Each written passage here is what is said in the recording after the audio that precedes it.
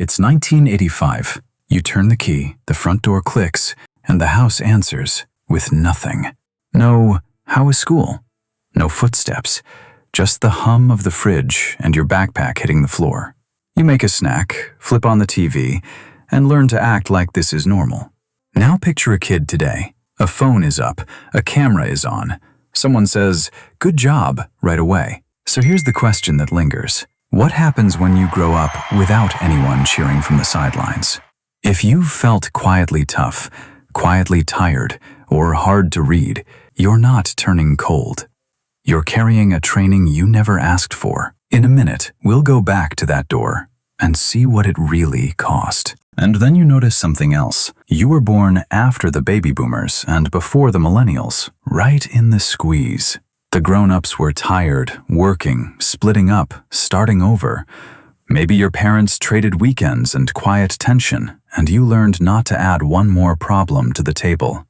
A note on the counter, a key on a string after school, a microwave dinner, a younger sibling asking what's next. No social media cheering, no constant check-ins, no everyone gets a trophy moment waiting at the end.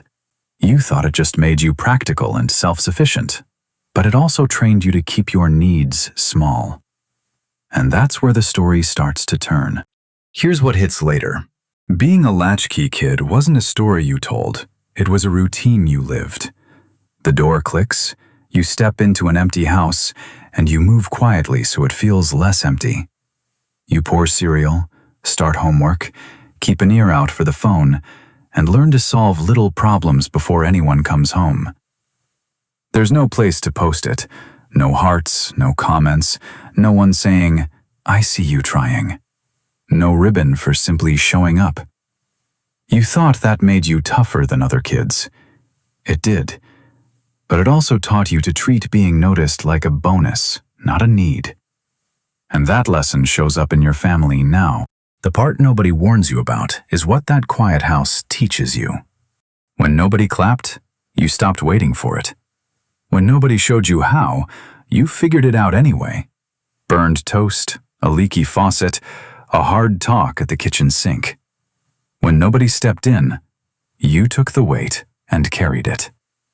You can hear a forced compliment like a loose floorboard, something off, so you don't play along. You don't chase the spotlight, and when it finds you, you don't know where to put your hands. You thought this was just being humble, but to your family, it can look like you don't need anything at all. And that's where the cost begins to show. Now the night takes a turn back to that 1985 door. You did something hard today. Maybe you stayed quiet in a classroom. Maybe you walked home alone. And still, no one says, "I'm proud of you." So you learn a skill. You measure yourself without applause. You build your worth by keeping promises, getting it done, not making noise. You thought it was just strength, but it carries you for decades, even when someone shows up. But here's what most people never notice. It can make asking for help feel like failing. It can make kindness toward yourself feel undeserved. Gen X doesn't fear failure.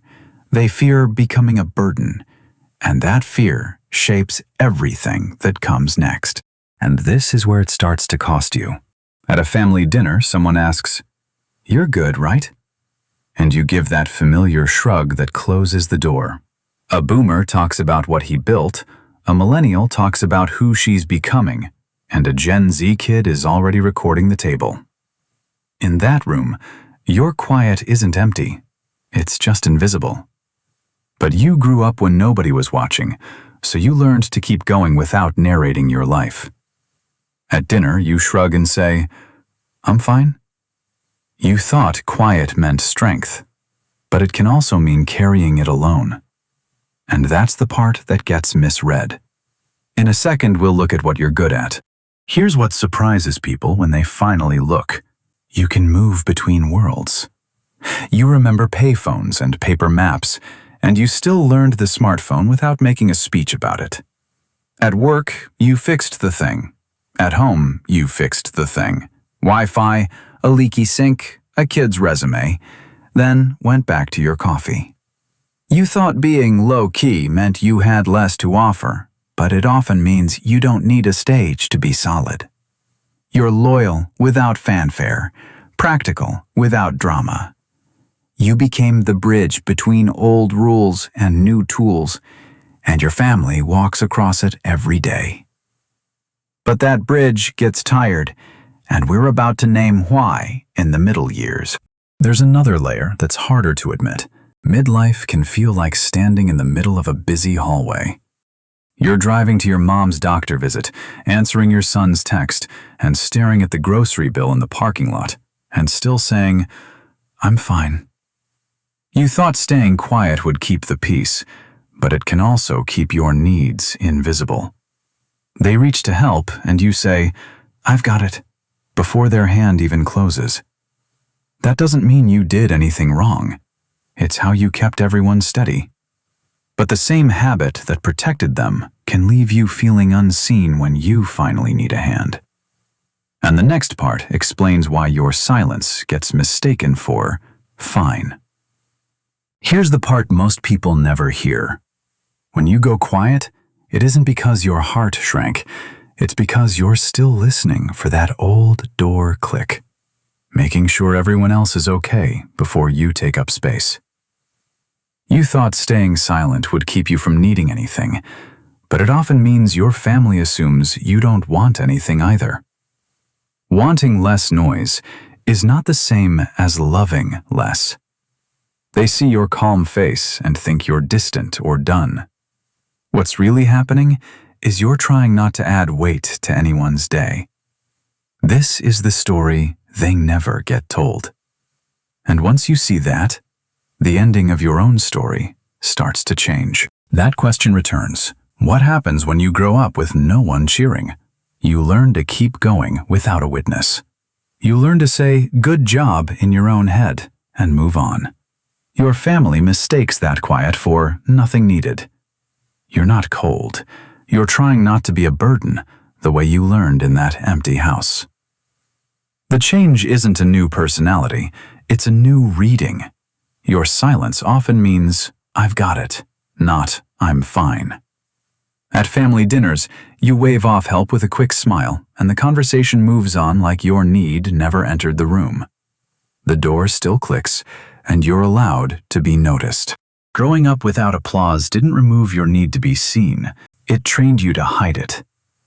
When you feel yourself going quiet, it can be a signal. The old part of you is checking whether your needs will cost someone else. That reflex once kept the house calm. In adulthood, it can make love look one-sided because you're protecting everyone from your weight. Being noticed doesn't cancel your strength. It just lets your life include warmth coming back toward you. For a moment. Sometimes it's as small as letting a compliment land, like light in the hallway after the door clicks.